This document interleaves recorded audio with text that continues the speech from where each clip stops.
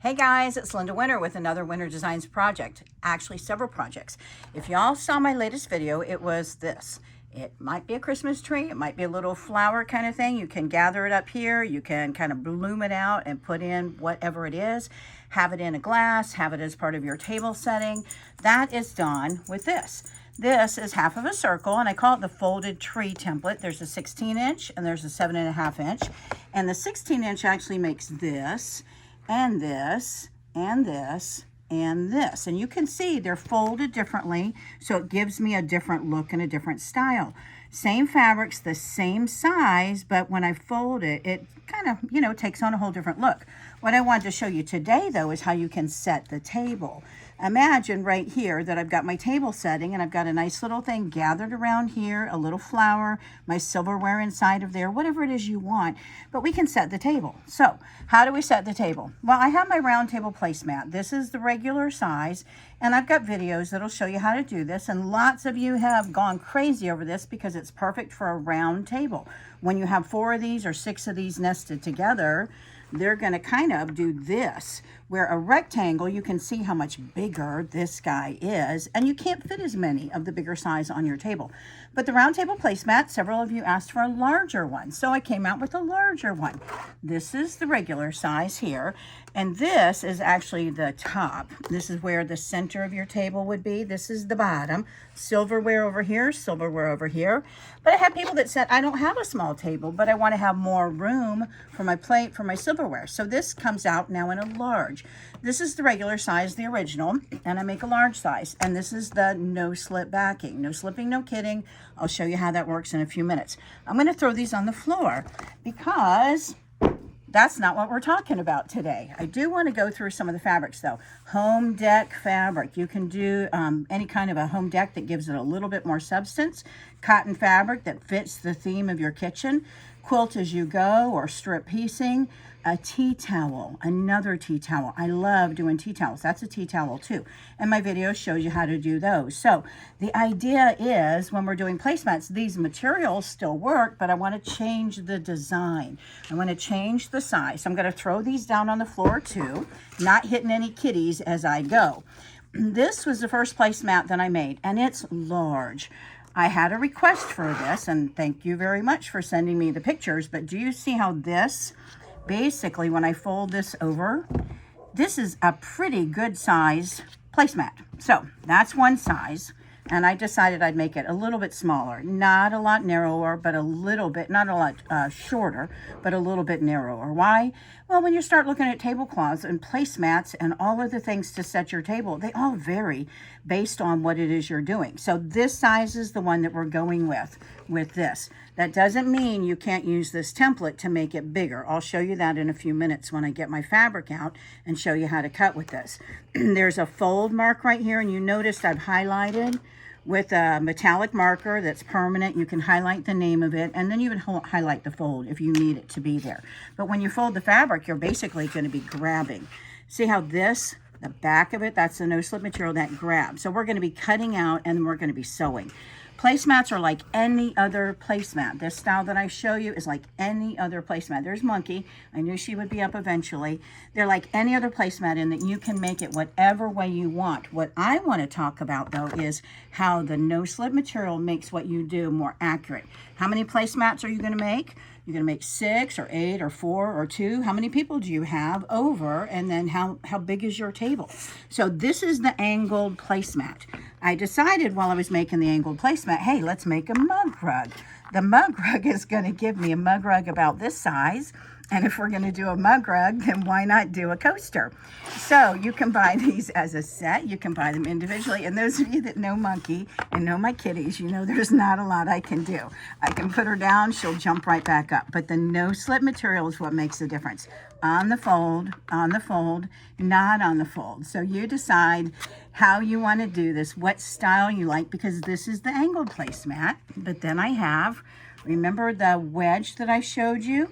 That was the round table wedge. I decided to do a mug rug and a coaster for those too. This is actually smaller than this by a whole lot. You can see That's not my seam allowance. You can make it smaller, but I decided this was a little bit too small. So I've got now a new template that will make this a little bit larger. And again, you decide if you want it to be a little bit smaller or a little bit larger. And the same thing with the coaster. My coaster sample, I'm not seeing on my table. Maybe it'll show up, but it may be on the floor. So let's talk about the third style that you have to choose from, rounded corners. You can see here with my bears that I've got rounded corners. This template is going to make this the same as this, the same as this, the same as this when you fold your fabric because of that no slip backing. And all of these are reversible. So this is a more masculine look, and you can see I've done some stitching on here.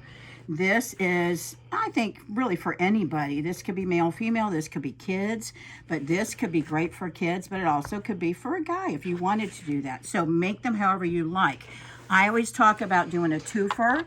You could do on one side Christmas and on the other side Thanksgiving, but you notice here I've just got more of a solid. This is a grunge, Moda Grunge Fabrics, one of my favorite lines. You can see how this would really let your china, your dishware show off, where this is pretty busy. And I don't mind if it's a messy meal working on something like this because it is so busy that I can throw this in the washer and dryer. So back to this, we've got the rounded, we've got the angle, and then we've got the wedge placemat, and we've got a placemat, and we've got a coaster, and we've got a mug rug. So those are the options for these. And somewhere there's a rounded mug rug for this guy. So we'll see it as we go. This is a little coaster too, and we'll talk about interfacing and those kinds of things as we look at the materials. Okay, let me clear this off a little bit. And this is the coaster, this is the mug rug, this is a coaster. So these three are the coasters. I've got one mug rug, so maybe we'll find it. There's a mug rug right here. And let's look at that mug rug too. So mug rug, quilt as you go. If you wanted to do that versus this just looks like it's been pieced. This was the fabric and I've just done top stitching. So I'm going to pull up some fabrics and we'll talk a little bit about cutting and then how we want to take care of this. When you make a template, and you guys do, you go out and you find something and you trace it out. Maybe you put it on paper, you trace it onto cardstock, you put it onto a plastic, a clear table cutting board that you can get from the dollar stores. And whatever you do, this is going to get beat up, it's going to get ripped up, it's not going to be consistent. And if you're making these, and again, if you're going to make 8 of these, 6 of these, 12 of these, 4 of these, whatever number you're making, you're going to have to double at least for the outside fabrics and then for your lining. So when you make something like this is great if you're doing 1 or 2. And you can see here, these are the samples that I made to get the design started. That's my wedge. I just shrunk it down. And I made copies of that, and then I changed the sizes. Those guys, they are great if you're doing 1. If you're doing 2. If you're on a budget and you just can't afford to do that, that's great. I want to show you if you're going to be doing these and making them and giving a set or selling these, that no slip backing makes all the difference. By the way, there's a 5.5-inch circle, and I have 5.5-inch hearts. Those work really well for mug rugs as well, and for coasters, I should say. All right, so let's take my fabric. I've got batting here, and this is actually a fusible fleece. So we're going to talk about interfacings right now. Fusible fleece, and you can see I haven't fused it all the way because I wanted to have you see it. It's pretty lightweight. This is batting. If you're going to use batting, you're going to want to use some kind of a spray, basting spray, or pin. I like to use a basting spray just because it's going to smooth everything out. But I don't really like to use batting in general anyway, unless I'm doing quilt as you go, or unless I'm piecing. This is, let's see, I want to find a little bit heavier. I've got a heavier fusible batting, and then this is, you can see, this is a lot stiffer. There are lots of options out there. I'm not going to tell you one is better than another. I'm going to tell you that I prefer the fusible fleece, a lightweight fusible fleece, because it's easier to work with. If you're going to be doing any quilting like I have here, then you can actually use a polyester batting or a polyester wool or a cotton blend or cotton poly or whatever, because it gives you more of a loft. you've got to know your machine. You've got to know how comfortable you are with sewing and quilting and doing the strips and the stitching and all of those things. But that's the fusible fleece that I like so much. So that to me works really well. And you probably have scraps, and those scraps are going to be perfect for projects like this. I also like sometimes to combine it just to give a little bit more stability with an SF101. SF101, it looks really flimsy, but it does give you stability when you add these two together.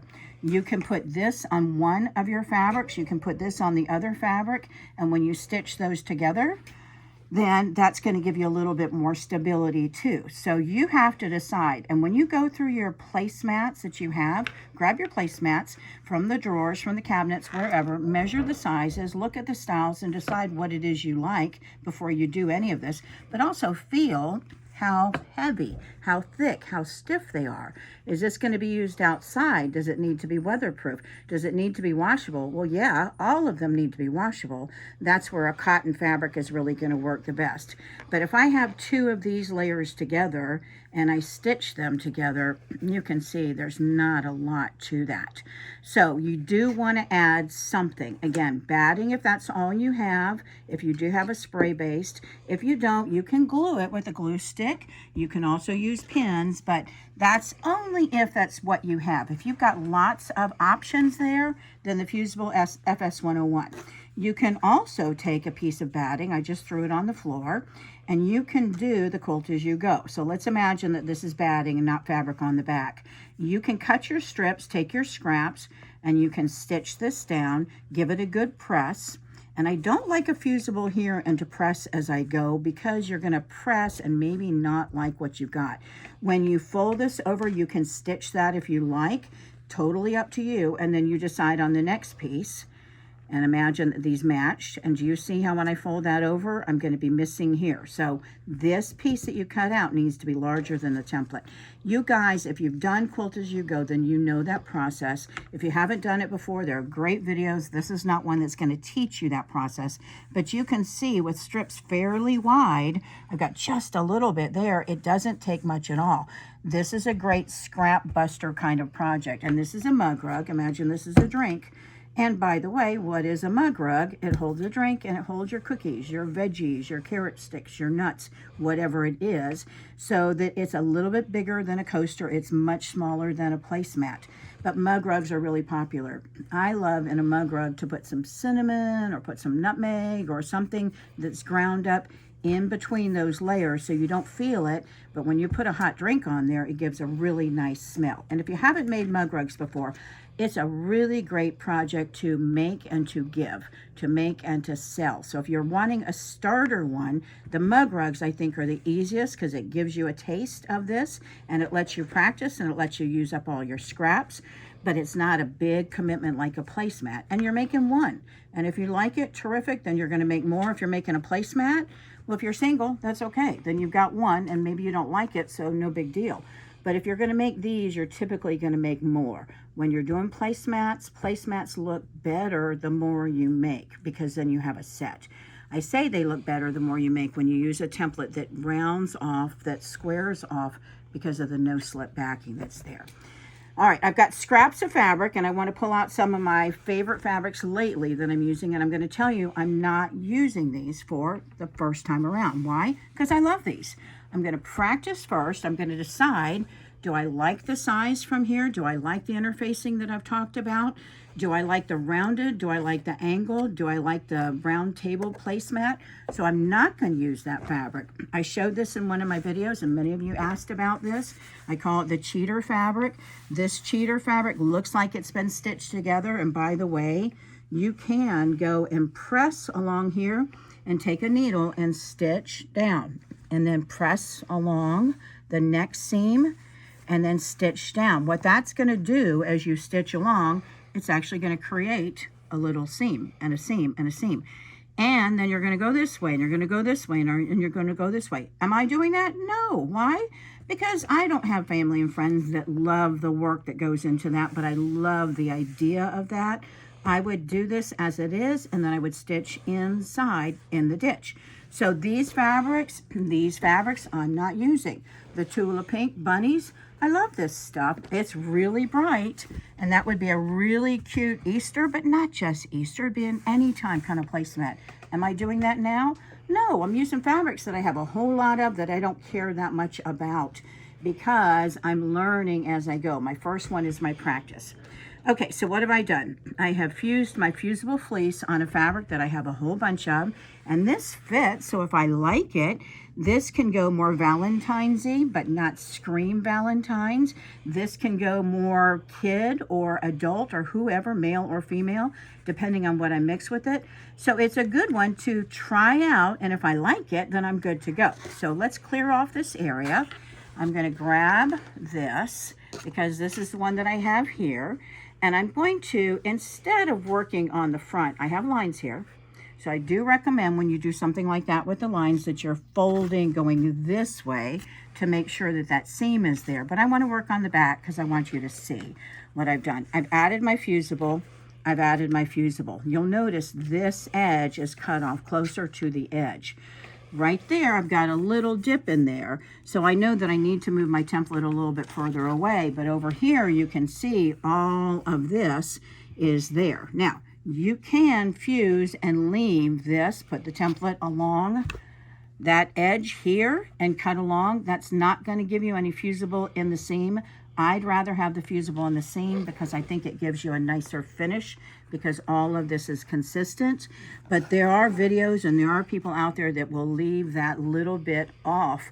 They'll actually make the fusible fleece smaller than they will their fabric. But what I'm going to do is line this up so that I've got this edge here hanging off a little bit. Do you see how that's a little bit off? Now, this is the fold, and I don't have the fold highlighted, but you get the idea. And I'm going to double check to make sure that right inside of here, that line, basically, when I give this a good press, I can go back and make sure that I've got that lined up correctly. Because this is just for video, I'm okay with that. What am I doing? I'm looking along the edge here. You can see that I've got some of that fusible fleece showing. So what I want to do is scoot that over a little bit. This is the no slip magic. Do you see how that grabs? If I were to grab my paper template, I'd trace around, I'd cut around with scissors, and then I would repeat that process many, many times, knowing that that paper template is not going to be the same each time I do it because maybe, I cut into the paper. So what am I going to do? I'm lining this up, looking along that edge, and I'm going to turn, and when I turn that no slip backing, that's this stuff, it grabs. I can promise you when you say, oh, I don't need the template, if you get a chance to get one of the templates, and you may start with one of the smaller ones just to try it out. Once you try it, no slipping, no kidding, you will be hooked. All right, what are we going to do? I'm going to use a rotary cutter. I'm going to put my hand here, and when I cut, you have a couple different ways. In my videos that I show you, you can cut off, and then turn the template and cut off. Do you see what I'm doing? I can do that. The other option is as I go, I can turn the template as I go. And just make sure that when you do that, where you started, you need to know where you left off. So do you see how I'm turning that? What this is going to give me is what I would consider the front. I like the fusible on the front as I go to cut, and I'm turning that template. I'm cutting more along my shoulder, not in front of me. My blade works better when it's out in front of me from my shoulder, not from the middle of my body, not here, so along here. And do you see what that allows me to do? That allows me to get right there where it is that I want, and I get exactly the same. Every time you cut with this template, what you get here will be the same, the same, the same. Now you can see this is my table placemat that has the rounded corners. I mentioned that if you wanted to do it smaller, this is pretty big. And you can see on here 20 inches by 14. I decided to go bigger rather than smaller. Finished placemats are typically 13 by 19. Your seam allowance with the fusible gives you a little bit of room. But if you wanted to do it smaller, let's talk narrower. Pretend that has not been cut. I'm going to place this on my mat. I'm looking at this line right here, and you all have lines on your mats. If I want to take off an inch in the width, a half of an inch, a half of an inch, I'm going to line this up with this. not this way. That adds an inch. We're going to go this way. Do you see how I'm going to that blue? And I'll scoot over a little bit so you can see a little bit better. I'm on the dark blue right now, and I want to go to the lighter blue. And Monkey's trying to get over under the camera, so I'm trying to scoot her away. Monkey is loving to be a movie star. So can you all see? Let's move her out of the way. And you can see right along here that when I go to cut now, that's going to take off a 1/2 inch here, a 1/2 inch on the other side. Notice what I did here. I didn't line it up here, so we want to make sure we've lined it up to the edge too. So that's how we would make it narrower. If I wanted to make it shorter, less tall, I can go this way. And when I go this way, you're going to want to take your template, and the new templates will have a hash mark. When I look to see, we've got 14 inches here. So with the template, we're going to basically be seeing a hash mark right at the 7. And when I place this along, you can see by doing, imagine that hash mark right there, I can look to see how much I want to take off on your mat. I've got lots of videos that'll show you how to do that. I highly recommend you use the template the size that it is. And if you want it to be a little bit smaller, then you can widen your seam allowance. All we're going to do here is put my layers together. Did I cut this? Nope, I don't need to. I'm going to place this along here because when I line this up, and I chose a gingham plaid on purpose because now I can look to see those lines that are there. When you do plaids, when you do anything that has a line, it screams, man, I got to be accurate. I got to be consistent. If the print isn't consistent, you can't fix that. But we would pin, pin, pin. Pin, not clip. Clips aren't going to do me any good. I love the clips, but they're not going to do me any good along here. So pin, pin, pin. And you can leave an opening here. You can leave an opening here. And if you all saw in the video that I did on the folded tree napkins, you're going to stitch this away and then stitch this way and stitch this way. What that does, oh, sorry, stitch this way and stitch around, stitch this way. You had to be thinking, what in the world, Linda? We're going to stitch this way and go around. All the way around. When we get back over here, when we go to here, we're going to stitch this way. What that does, and I've got a wider seam allowance. Do you see how that's about a 1/2 inch, the way I'm kind of imagining that? What that allows me to do when I trim all of the excess off, this is going to naturally want to go in that way. The other thing you can do too is stitch all the way around, but when you get to this, increase your stitch length a lot. The longest it'll let you do, you're going to, before you go to turning everything, you're basically going to have that sewn down. You're going to be at your ironing board and you press the seam open, you flip it over, you press that other seam open, then you pick out those stitches. What that will do is give you that fold naturally. Folding and having that turned under makes or breaks a project. It shows kind of, hey, I can do a great job versus not. So take the time and choose whichever of those methods you like. Again, you can go stitching here all the way around. When you get back over here, you're going to stitch to here and go that way. Or lock in the stitch here and then increase your stitch length, go all the way down, lock in the stitch here, and then decrease the stitch length and stitch all the way around.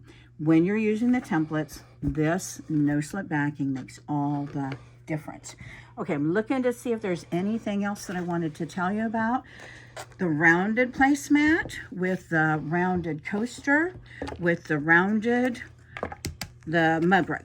And that's one option for you. The wedge bottom that I've got for the placemat, that's on the floor. There's the coaster. There's the mug rug. The mug rug is a little bit bigger now than the one that I had as a sample. The angled coaster, the angled placemat, and somewhere I've got an angled mug rug that you can have. You can buy them all separately. You can buy them as a bundle. I think it's right over here. So you can see all of these. If you're not comfortable with folding, especially if you do decide to use something thicker than this and you want this to be a larger piece, It's easy to fold this, but when you get to this size, not so easy. That's why this is the whole template. That's why this is the whole template. That's why this is the whole template. And even this one is a whole template. They're just easier to work with when you're doing that. But if you're not comfortable folding here, just let me know and I'll make a larger piece just like this, one piece, so that instead of the fold, you're basically going to have all of that. It's easier to cut and it's no big deal because we can make that right in-house for you too. One other thing I want to tell you about is this guy here. When you're turning, if you saw me use this on those folded napkins, this inside of there opens up the seams. You're going to kind of roll back and forth. You're rolling, rolling, rolling, giving this a good press as you go. This will make all the difference. It's not on the website now. I'm going to put it back on the website. There are only so many of those available now. And then the other thing too is make a set. Somewhere I have the placemat that goes with this. Make a set the table. It doesn't have to be a special occasion.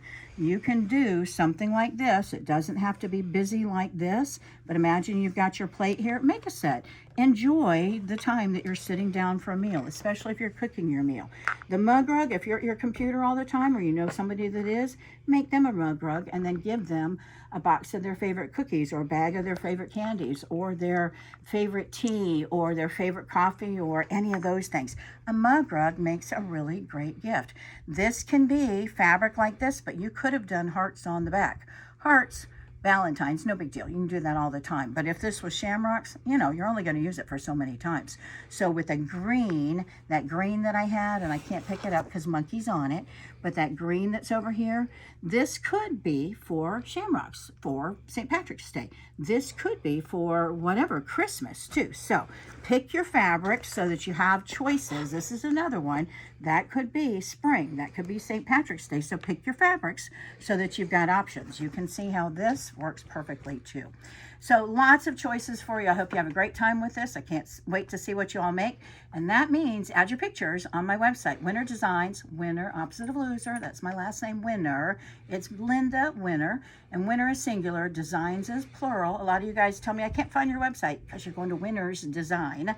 It's winnerdesigns.com. And on my website, there's a contest page. If you go click on that, you can see projects that others have made, but you can upload your own projects that you've done with Winner Designs templates.